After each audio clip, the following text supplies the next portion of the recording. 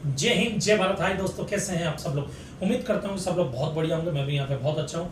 आज हम डिस्कस करने वाले हैं कि जो न्यू स्कीम सीए फाइनल और इंटर के लिए आईसीएआई लेकर के आ रही है, उसमें सीए फाइनल में पेपर 6 है जो आने वाला है। आपके डिसिप्लिनरी मैकेनिज्म की केस स्टडीज आएगी। वो केस स्टडीज कैसे होने वाली है, क्या वो पेपर गेम चेंजर बनने वाला है या पेपर सिंपल होगा, इजी होगा या बहुत ही टफ होने वाला है। उसके लिए अगर हमको तैयारी करनी हो, जो स्टूडेंट्स भी न्यू स्कीम में रजिस्टर्ड होंगे बाद में, उनको तैयारी करनी हो तो उनको क्या अप्रोच लेकर के चलना पड़ेगा, उन सब के बारे में आज डिस्कस करेंगे हम इस वीडियो में। चलो भाई, देखो अब मैं क्या करता हूँ। लेकिन आगे बढ़ने से पहले मेरी आपसे रिक्वेस्ट है कि अगर आप इस चैनल पर नए हैं तो आप हमारे चैनल को सब्सक्राइब कर लीजिए, ताकि ऐसे ही इंफॉर्मेटिव वीडियोस आपको मिलते रहेंगे। और वीडियो को लाइक करना ना भूले अगर वीडियो पसंद आए तो लाइक और शेयर ठोक दीजिए। महाकाल का दबाकर लाइक और शेयर ठोक दीजिए। 5000 लौटे दिख जाना चाहिए ना। सबसे पहले आते हैं कि पेपर 6 जो है वो किस तरह का आने वाला है। पेपर 6 जो है 6 पेपर आपके सीए फाइनल में होने वाले हैं अब न्यू स्कीम जब आएगी तब। और पेपर 6 जो है वो आएगा आपके डिसिप्लिनरी मैकेनिज्म का जो केस स्टडीज बेस्ड क्वेश्चन रहेगा। और उसमें किस तरह का क्वेश्चन होगा, उसमें जहां तक मुझे नॉलेज है एक ही केस स्टडी आएगा जिसमें 5 क्वेश्चंस बनाए जा सकते हैं। एक केस स्टडी से 5 क्वेश्चन बनाए जाएंगे और वो जो 5 क्वेश्चन होंगे वो 20 मार्क्स के हो सकते हैं। पहला ओपिनियन तो ये है। दूसरा, उसमें से ऑब्जेक्टिव आने के चांस थोड़े से कम है, बट अगर उसमें से 30 मार्क्स का ऑब्जेक्टिव अगर ले ले या 30% ऑब्जेक्टिव ले ले तो 70% जो है 70 मार्क्स 5 क्वेश्चन को उनमें डिवाइड किया जाएगा। अब केस स्टडी आएगी कैसे और किस तरह की आ सकती है, एक छोटे से एग्जाम्पल से मैं आपको समझाता हूँ। मान लीजिए कि आपके एक ऐसा केस बनाया जा सकता है कि मान लीजिए कि मैं किसान हूं, मैं खेती करता हूं, मैंने अपने बेटे को पढ़ाने लिखाने के बारे में सोचा, बट मेरा बेटा पढ़ने में इंटेलिजेंट नहीं था, तो मैंने क्या किया, अपनी जमीन उसको गिफ्ट कर दी। मैंने कहा भाई तू खेती कर। वो खेती करने लगा, उसकी शादी होगी, शादी में उसको काफी सारा जो है गिफ्ट्स वगैरह मिले। उसके बाद में उसके एक बच्चा हुआ, बच्चा बड़ा हुआ, वो पढ़ने के लिए स्कूल जाने लगा। उसने उसके लिए एजुकेशन लोन लिया, एजुकेशन लोन पे वो इंटरेस्ट पे करता है, खेती से उसको अच्छी खासी पैदावार होती है। बच्चा और बड़ा हुआ, वो कॉलेज जाने लगा, कॉलेज के अंदर भी उसकी फीस पे की गई है। अब बच्चे ने एमबीए कर लिया, उसने खुद का बिजनेस स्टार्ट किया। बिजनेस में वो XYZ प्रोडक्ट सेल करता है और XYZ प्रोडक्ट को इस वैल्यू पे सेल करता है। एक पर्टिकुलर ईयर है, उस पर्टिकुलर ईयर में उन्होंने कितना टर्नओवर बनाया उन सब की डिटेल दे दी जाएगी। फिर एक ऑडिटर आता है, वो आकर के वहां पे ऑडिट करता है और यूं करके पूरा का पूरा केस जो है वो प्रिपेयर किया जाएगा।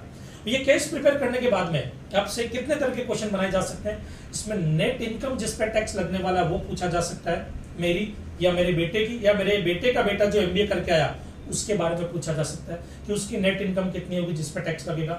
जीएसटी लायबिलिटी कितनी होगी, जब वो बिजनेस कर रहा है तो बिजनेस से रिलेटेड कुछ ऐसी जीएसटी की इंफॉर्मेशन दे दी जाएगी कि जैसे वो कोई प्रोडक्ट परचेज कर रहा तो उसने इनवर्ड सप्लाई ली, आउटवर्ड सप्लाई ली, उस पर क्या रेट ऑफ जीएसटी था, इनवर्ड सप्लाई पे कई आरसीएम वाले रहेंगे, कई ब्लॉक क्रेडिट वाले रहेंगे, उन सब के इंफॉर्मेशन उस केस स्टडी में रहेगी। मुझे अपने घर जाना है मुझे। उसके अलावा फिर आपको जो है फिर एफआर का भी एक ऐसा क्वेश्चन पूछ सकते हैं कि आपको बैलेंस शीट प्रिपेयर करनी हो उसकी, तो बैलेंस शीट कैसे प्रिपेयर करेंगे उस पर क्वेश्चन आ सकता है। ऑडिटर ने ऑडिट में उसने 2-3 चीजें इश्यूज देखे हैं, बराबर है, और उन इश्यूज को अगर उसको रिपोर्टिंग करना तो रिपोर्टिंग कैसे करेगा। या टैक्स ऑडिट के लिए टैक्स ऑडिटर आया, टैक्स ऑडिटर जो है XYZ इश्यूज उसने रेज किए, तो इन रेज को कैसे रिपोर्टिंग करेगा। तो टैक्स ऑडिट से रिलेटेड क्वेश्चन आ सकता है। तो एक ऑडिट से रिलेटेड क्वेश्चन बन गया, एक जीएसटी का, एक डायरेक्ट टैक्स का और एक एफआर का। इस तरह के क्वेश्चन वो फ्रेम करेंगे, बराबर। और इसी तरह के क्वेश्चन को फिर आपको रिप्लाई करना पड़ेगा। तो मतलब एक आंसर आपका जो है वो अच्छा खासा 15 to 20 मिनट्स लेने वाला जब आप सोल्व करोगे। मिनिमम कह रहा हूँ 30 मिनट्स भी ले सकता है। और केस स्टडी जो ऐसी बनेगी वो आप ये मत समझना कि 1 या 2 पेज की बनेगी। ये केस स्टडी आपके चलेगी 40 पेजेस की अप्रोक्स की, 30 to 50 पेजेस भी मान सकते हो। 30 to 50 पेजेस के बीच में ये केस स्टडी रहने वाली है और इसी तरह के क्वेश्चन आपके आने वाले हैं। अब काफी सारे वीडियोस में मैंने देखा कि जिसमें ये बोला गया था कि केस स्टडी आ रहा तो बहुत ही सिंपल हो जाएगा, बच्चे यूं पास हो जाएंगे, ये तो एकदम सिंपल पेपर होगा। ऐसा नहीं होने वाला है। अरे बाबा! सोचो अगर ऑडिट फर्स्ट ग्रुप में, फॉर फर्स्ट ग्रुप में, डीटीआई डीटी सेकंड ग्रुप में और ये पेपर भी सेकंड ग्रुप में, आप सोच सकते हैं कि जिस आदमी ने फर्स्ट ग्रुप क्लियर कर लिया उसको फिर भी एफआर की ऑडिट की नॉलेज होनी चाहिए, नहीं तो वो ये पेपर 6 क्लियर नहीं कर पाएगा। साला ये दुख का खत्म नहीं होता बे। तो मगर ये समझ करके चल रहे कि एकदम सिंपल होने वाला है, सिंपल नहीं होने वाला है।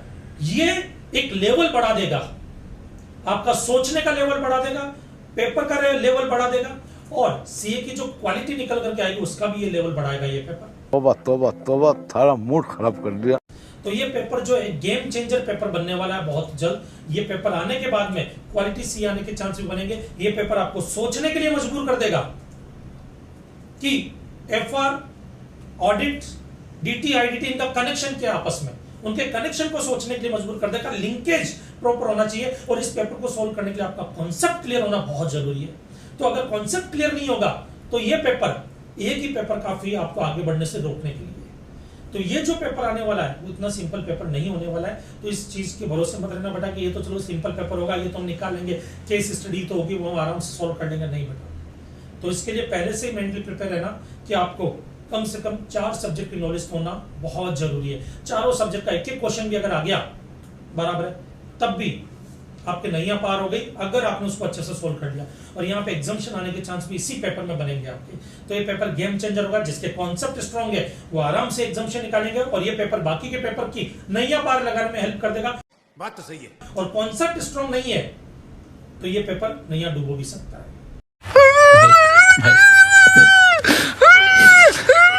नहीं भाई, तो बड़ा ये आज का वीडियो था हमारे पेपर 6 जो नए सिलेबस में न्यू स्कीम में आने वाला है कि वो एक गेम चेंजर बनने वाला है। ओके, तो एक गेम चेंजर होगा। हमारा वीडियो पसंद आए तो उसको लाइक कीजिए, चैनल को सब्सक्राइब कीजिए। मिलते हैं नेक्स्ट वीडियो में जिसमें मैं बताऊंगा कि जो ये स्कीम्स है उसमें क्या क्या चेंजेस किए गए हैं या क्या क्या चेंजेस होंगे, ओल्ड स्कीम न्यू स्कीम में क्या डिफरेंस रहेगा, उनके बारे में जानेंगे हम नेक्स्ट वीडियो में। तब तक के लिए जय हिंद, जय भारत। खत्म, बाय बाय, टाटा।